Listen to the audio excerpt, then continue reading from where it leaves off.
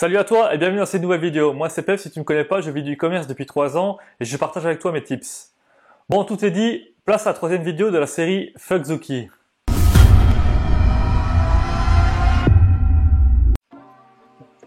Dans la précédente vidéo, on avait parlé de la différence entre Taboola et Outbrain. Et je t'avais montré un aperçu de Taboola. Aujourd'hui, c'est au tour de Outbrain.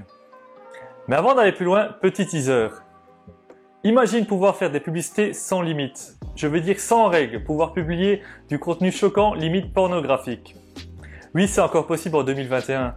Je partagerai ça dans la prochaine vidéo, donc je t'invite à t'abonner et à activer la cloche de notification, afin de ne pas manquer ça. Maintenant, passons sur mon écran. Donc nous voilà sur mon écran, sur Outbrain. Donc on va passer en revue un peu les détails. Donc on va aller plus vite parce que c'est vraiment similaire à Taboola, on va aller plus vite que la dernière fois. Donc là, on va pas détailler tous les onglets, mais c'est vraiment exactement pareil que sur Taboola. Donc si tu n'as pas vu la dernière vidéo, je t'invite à aller checker tout ça où j'explique vraiment tout en détail. Il y a juste 2-3 différences. Je ne sais pas si tu te rappelles sur Taboola, c'était écrit site, mais c'est publisher, c'est exactement pareil.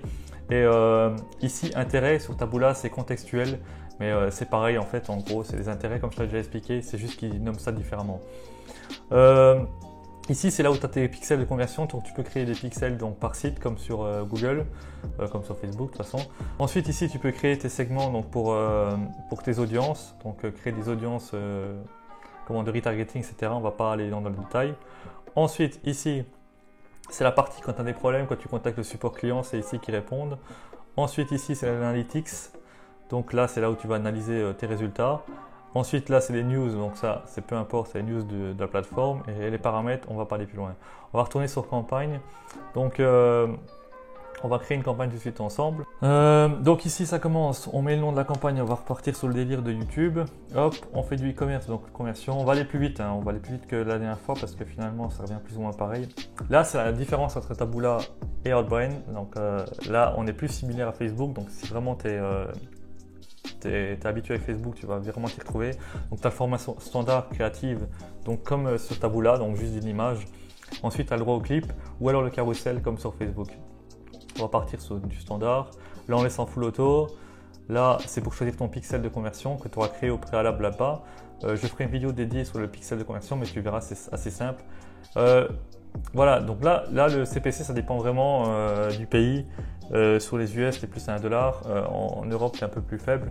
Tu peux partir sur du 0,84. Tu vois un peu, si la publicité ne se lance pas, tu augmentes un peu. Si elle se lance, tu peux essayer 1 ou 2 jours comme ça et après tu optimises. Donc comment tu fais pour optimiser? Je te le rappelle encore une fois.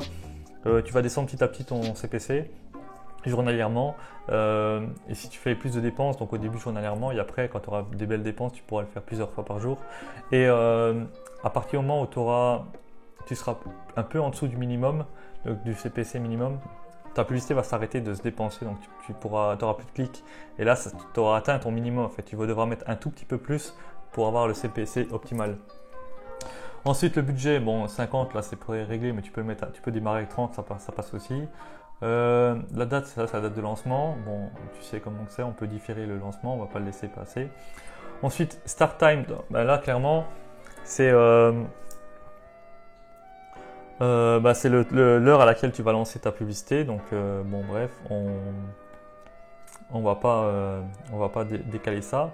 Et ensuite, ça, c'est cette schedule. C'est exactement ce que je te disais sur Taboola.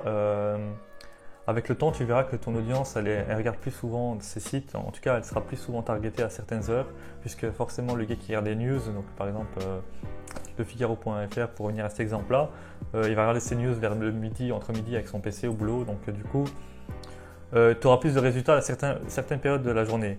Donc clairement, je t'invite encore une fois, je me répète, à splitter tes campagnes, faire une campagne qui tourne full time, une campagne qui tourne juste 11h à midi. Ensuite, tu verras que tu auras des bons résultats entre 16h et 17h, une campagne qui tourne entre 16h et 17h. Et afin d'optimiser tes résultats. Donc là, on va laisser comme ça. Ensuite, là, on va mettre France parce qu'on va cibler la France. Boum, hop. Voilà, là, on ne touche pas. Là, c'est quand tu crées une audience donc pour les retargeting ou autre. Voilà, ça tu connais comme sur Facebook. On ne va pas aller plus loin. La plateforme, ben voilà, tu sais bien que, comme je t'ai dit, en native, on est plus performant sur du desktop. Hein. Mais ça ne veut pas dire qu'ils font oublier les autres plateformes. Donc moi je t'invite à créer une campagne en desktop, une campagne en smartphone, une campagne en tablette. En général tablette et smartphone ça s'équivaut, mais je préfère quand même toujours splitter, avoir le contrôle sur tout. À toi de voir. Mais en tout cas je te conseille de splitter, de séparer tout ce qui est mobile et desktop. On va aller sur du desktop. Là c'est seulement si tu veux cibler seulement les personnes qui ont le Wi-Fi, on s'en fout.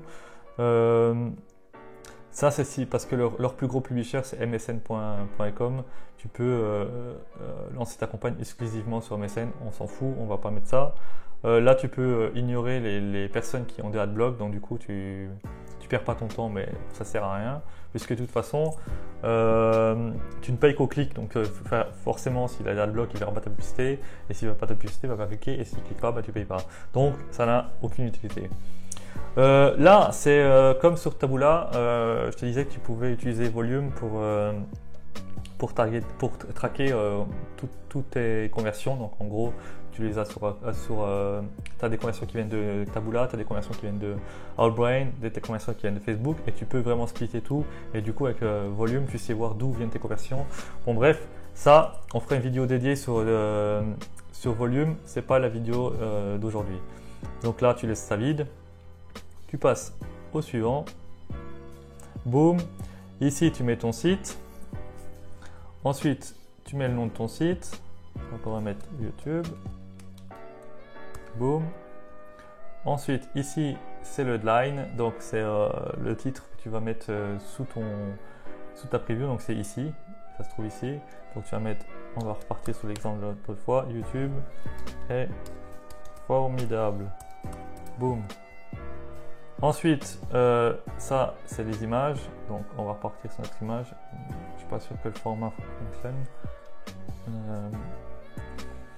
Et ensuite, c'est bon, ça passe. Ensuite, le call to action, on va remettre sur Learn More. Et voilà, et donc du coup comme sur Taboola, moi je t'invite à créer 3 variations de title et 3 variations d'images, de miniatures.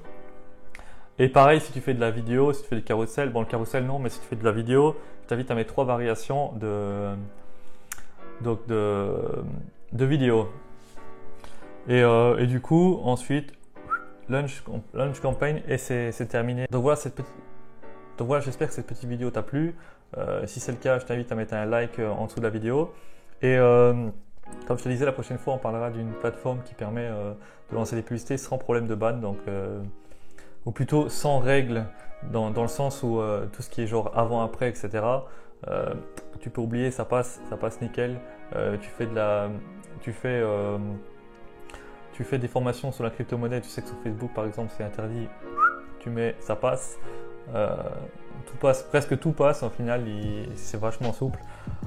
Donc du coup je t'invite à t'abonner pour ne pas manquer ça. Allez, ciao!